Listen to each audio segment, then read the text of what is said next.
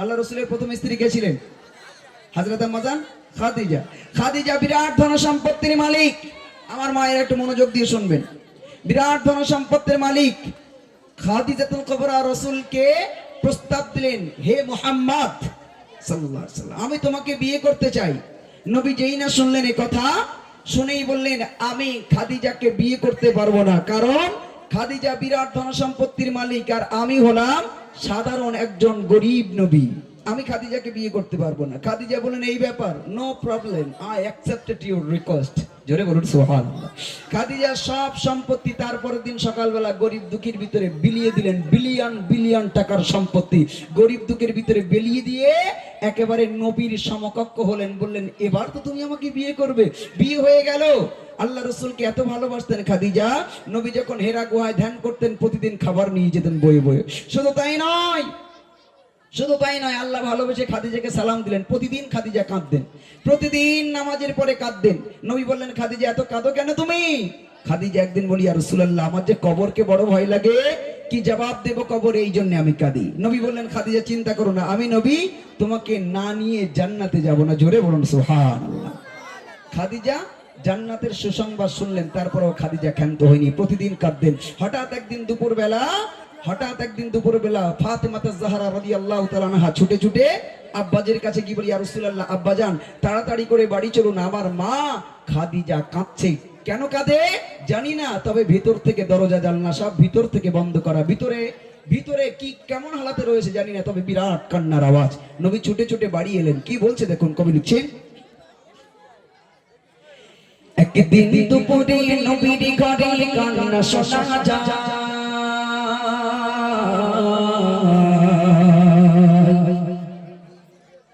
একদিন দুপুরে নবীর ঘরে কান্না শোনা যায়, একদিন দুপুরে নবীর ঘরে কান্না শোনা যায়। আম্মা খাদিজা কাঁদছে কেন, পড়ে সেজদা, আম্মা খাদিজা কাঁদছে কেন, পড়ে সেজদা। একদিন দুপুরে নবীর ঘরে কান্না শোনা যায়, একদিন দুপুরে নবীর ঘরে কান্না শোনা যায়। আম্মা খাদিজা কাঁদছে কেন, পড়ে সেজদা, আম্মা খাদিজা কাঁদছে কেন, পড়ে সেজদা। মা ফাতেমা ছুটে ছুটে নবীর দারে যায়, মা ফাতেমা ছুটে ছুটে নবীর দারে যায়। গিয়ে মায়ের দুঃখের কথা নবীকে শোনায়, মায়ের দুঃখের কথা নবীকে শোনায়। দয়ার নবী ঘরে ফিরে দেখিল কি গায়, দয়ার নবী ঘরে ফিরে দেখিল কি গায়। সব দরজা জানলা বন্ধ, সব কান্না শোনা যায়, সব দরজা জানলা বন্ধ, সব কান্না শোনা যায়। নবী দয়াময় ভেবে না পাই কি কারণে গায়, নবী দয়াময় ভেবে না পাই কি কারণে গায়।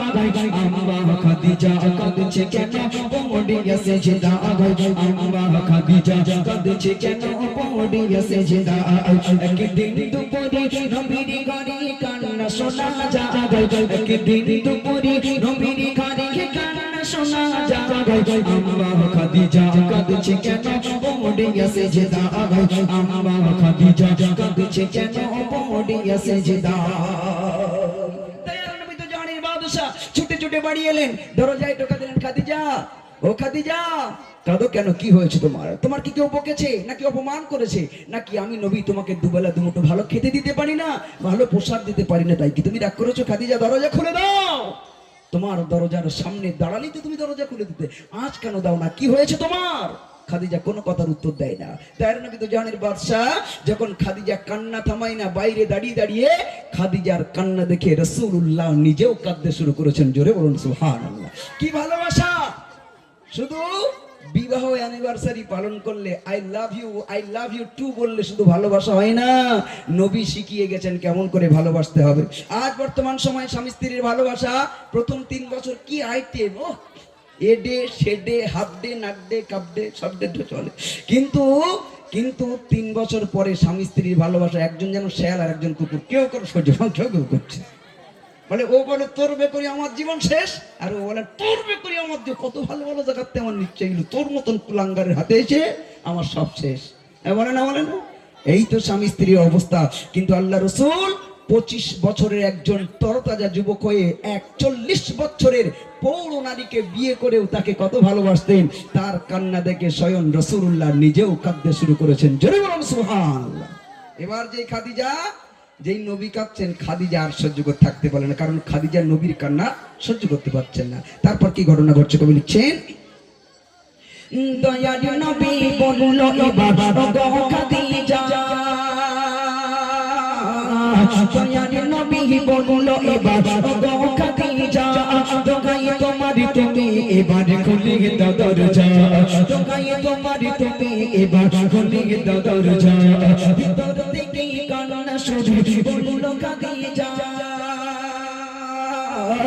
ভিতর থেকে কান্না শুরু বলল খাদিজা, কিছু শর্ত আমার করলে পুরো লিখিব দরজা, কিছু শর্ত আমার করলে পুরো লিখিব দরজা, দয়াদ নবী বলে ও গো বিবি খাদিজা, দয়াদ নবী বলে ও গো বিবি খাদিজা, সব শর্ত পুরো করব কথা দিলাম আজ তোমার, সব শর্ত পুরো করব কথা দিলাম আজ তোমার, একদিন দুপুরে নবীর ঘরে কান্না শোনা যায়, একদিন দুপুরে নবীর ঘরে কান্না শোনা যায়, আম্মা খাদিজা কাঁদছে কেন পড়ে গেছে সেদা, আম্মা খাদিজা কাঁদছে কেন পড়ে গেছে সেদা। যেই না নবী কাঁদতে শুরু করেছেন, এবার খাদিজা কাঁদতে কাঁদতে বলি, ইয়া রাসূলুল্লাহ আপনি কাঁদবেন না, আমি দরজাও খুলে দেব আর কান্নাও থামিয়ে দেব, আপনি কাঁদবেন না, আপনার কান্না আমি খাদিজা সইতে পারি না, আমি তো সইতে পারি না আপনার কান্না, স্বয়ং আল্লাহর আরশ কেঁপে ওঠে, আপনি কাঁদবেন না, আমি দরজাও খুলে দেব আর কান্নাও থামিয়ে দেব, কিন্তু আমার 3টি শর্ত আছে, যদি আমার 3টি শর্ত আপনি পূরণ করেন আমি দরজা খুলে দেব। নবী কোনো কথা না শুনেই এক বাক্যে বলেন, খাদিজা তুমি যা চাইবে আমি নবী তাই দিতে রাজি আছি। জোরে বলুন সুবহানাল্লাহ। কি চাইবে জানে না খাদিজা, কি চাইবে জানে না, তারপরেও কথা দিলেন। আমাদের বউরা যদি বলতো আমরা রাজি হতাম? আমাদের ঘরের বউদের কি আহা, এরা শুধু দুনিয়াবি লোভ, হয় ভালো সোনার একটা কোনো গয়না দেখে এসেছে তাই চাইবে, আর নাই ভালো শাড়ি চাইবে, আর নাই বলবে চলো এবছর পুজোর বাজারে ভালো লাগবে না, একটা ছুটি ছাটা আছে ছেলে গেলে চলো একটু দীঘায় গোসল করিয়ে আসি, পুটি পুটি ড্যাশ প্যাশ করিয়ে একটু গোসল করে, কি বলে? আমাদের ঘরের বউরের দুনিয়াবি চাহিদা ছাড়া আর কিছু নাই। কোনো মহিলা বলবে না এই দেখো শোনো চলো না তুমি কিছু দাও আর আমি কিছু দেই, চলো একটু ওমরা করে আসি, আল্লাহ কাবা বাইতুল্লাহ দুজন মিলে একটু তওয়াফ করে আসি, তুমি কিছু দাও আমি কিছু দাও না, এই কথা এখনকার মহিলারা বলে না, এরা শুধু বলে চাই চাই, কি সুন্দর বাড়ি করে সোরা, তুমি একটা করতে পারো না, চাই দুনিয়া, মনে হয় এরা বাস, এরা মরবেই না, এরা মরবে না। কিন্তু খাদিজা নবীর কাছে কি চাইছে, খাদিজা রাসূলের স্ত্রী হয়েও তিনি কি চাইছে, কি চাইছে? প্রথম শর্ত কবি লিখছেন, প্রথম শর্ত হলো আমি মরিব যখন,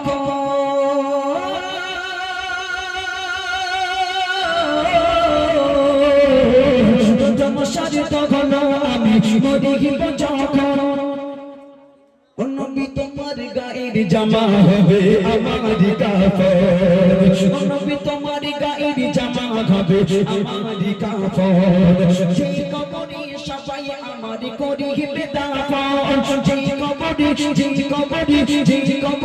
সবাই আমার করিবে দাফন, ওই কবর যেন পাই গো নবী তোমারি বাদন, ওই কবর যেন পাই গো নবী তোমারি বাদন,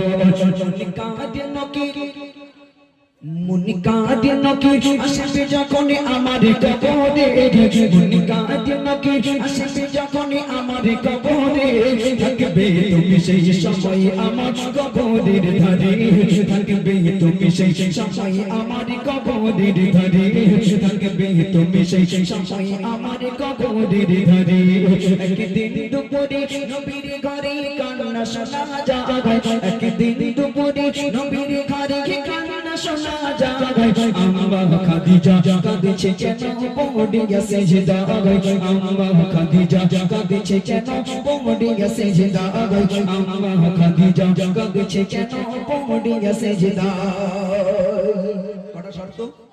প্রথম শর্ত, আমি খাদিজা যেদিন মারা যাব খবরদার খবরদার দুনিয়ার কোন কেনা কাফন দিয়ে যেন আমার কাফন করাবেন না, আপনার গায়ের জামা দিয়ে আমার কাফন করাবেন। 2 নাম্বার শর্ত, ইয়া রাসূলুল্লাহ যে কবরে আমাকে দাফন করা হবে ওই কবরে আমাকে রাখার আগে আপনি একটু গড়াগড়ি দিয়ে দেবেন যাতে আপনার গায়ের গন্ধ আমার কবরে মিশে যায়। মুনকার নাকিরের ফেরেশতারা যখন কবরে আসবে ইয়া রাসূলুল্লাহ তারা যেন আপনার গন্ধ শুকে বলে দিতে পারে যেই কবর থেকে বিশ্ব নবীর গায়ের গন্ধ পাওয়া যায় মানে এই মহিলার সঙ্গে বিশ্ব নবীর কোনো সম্পর্ক আছে, তারা যেন আমার সাথে একটু ভালো ব্যবহার করে। জোরে বলুন সুবহানাল্লাহ। 3 নম্বরের শর্ত, ইয়া রাসূলুল্লাহ যখন সবাই আমাকে কবর দিয়ে চলে যাবে আপনি যেন যাবেন না, আমার কবরের পাশে একটু দাঁড়াবেন। মুনকার নাকিরের ফেরেশতারা যখন কবরে আসবে তাদের দেখে যদি আমি ভয় পেয়ে যাই, আতঙ্কিত হয়ে যায় আর প্রশ্নের উত্তরগুলো ভুলে যায়, আপনি একটু উপরে দাঁড়িয়ে দাঁড়িয়ে তালকিন করে করে প্রশ্নের উত্তরগুলো একটু আমাকে বলে দেবেন। নবী বললেন খাদিজা চিন্তা করো না, আমি নবী আমার আগে যদি তুমি চলে যাও তোমার সব শর্ত আমি পূরণ করতে রাজি আছি।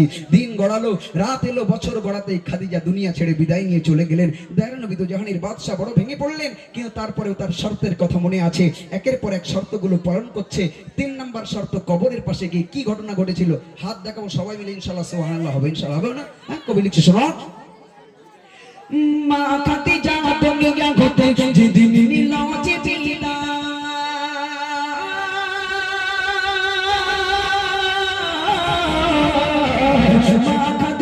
দুনিয়া হতে যেদিন নিল চিঠিটা সব পূরণ করলো আমার নবী দয়াময়, সব শর্ত পূরণ করলো আমার নবী দয়াময়। কবরের মাঝে মনে কাঁদে নকে যে সওয়াল জবাব চায়, কবরের মাঝে মনে কাঁদে নকে যে সওয়াল জবাব চায়, ওই আরশ হতে আল্লাহ তাআলা জবাব দিয়ে দেয়। একটু জোরে বলা যায় না সুবহানাল্লাহ? নবী দাঁড়িয়ে আছে কবরের পাশে, জিবরিল এসে বলে ইয়া রাসূলুল্লাহ সবাই চলে গেছে আপনি দাঁড়িয়ে আছেন, খাদিজার মায়া ছাড়তে পারছেন না, বাড়ি যান। নবী বলে আমি যে খাদিজাকে কথা দিয়েছিলাম মুনকার নাকিরের সওয়ালের জবাব বলে দেব। বলে আপনি কি বলে দেবেন? খাদিজার মুনকার নাকিরের সওয়ালের জবাব অনেক আগেই হয়ে গেছে। নবী বলে কই কবরে তো ফেরেশতারা আসেনি, কেমন করে হলো? জিবরিল আমিন বলে ইয়া রাসূলুল্লাহ খাদিজা প্রতিদিন কবরকে ভয় পেয়ে এত কান্না কেঁদেছিল, আল্লাহর এত ভালো লেগেছিল, আজ যখন মুনকার নাকিরের ফেরেশতারা কবরে আসছিল আল্লাহ ডাক দিয়ে বলাই মুনকার এই নাকির তোমরা থেমে যাও, আমার খাদিজা কবরকে বড় ভয় পায়, ওকে আর নতুন করে ভয় দেখিও না। খাদিজা কি প্রশ্নের উত্তর দেবে? খাদিজার প্রশ্নের উত্তর আমি আল্লাহ দেব। খাদিজা হলো আমার প্রিয় বান্দি আর আমি হলাম তার একমাত্র রব, এর মাঝে আর কিছু নয়। খাদিজাকে একটু ঘুমাতে দাও, জোরে বলো সুবহানাল্লাহ। তাই কবি লিখছে মা খাদিজা দুনিয়া হতে যেদিন নিল চিঠিটা সব শর্ত পূরণ করলো আমার নবী দয়াময়, সব শর্ত পূরণ করলো আমার নবী দয়াময়। কবরের মাঝে মনে কাঁদে নকে যে সওয়াল জবাব চায়, কবরের মাঝে মনে কাঁদে নকে যে সওয়াল জবাব চায়, ওই আরশ হতে আল্লাহ তাআলা জবাব দিয়ে দেয়, ওই আরশ হতে আল্লাহ তাআলা জবাব দিয়ে দেয়। সাইয়্যিদের নামে নেই করো সেই কবরের ভাগ, সাইয়্যিদের নামে নেই করো সেই কবরের ভাগ, যে কবরের মাঝে আমল ছাড়া কোনো উপায় না, যে কবরের মাঝে আমল ছাড়া কোনো উপায় না, যে কবরের মাঝে আমল ছাড়া কোনো উপায় না। একদিন দুপুরে নবীর ঘরে কান্না শোনা যায়, একদিন দুপুরে নবীর ঘরে কান্না শোনা যায়, আম্মা খাদিজা কাঁদছে কেন পড়ে গেছে সেজদায়, আম্মা খাদিজা কাঁদছে কেন পড়ে গেছে সেজদায়, আম্মা খাদিজা কাঁদছে কেন পড়ে গেছে সেজদায়।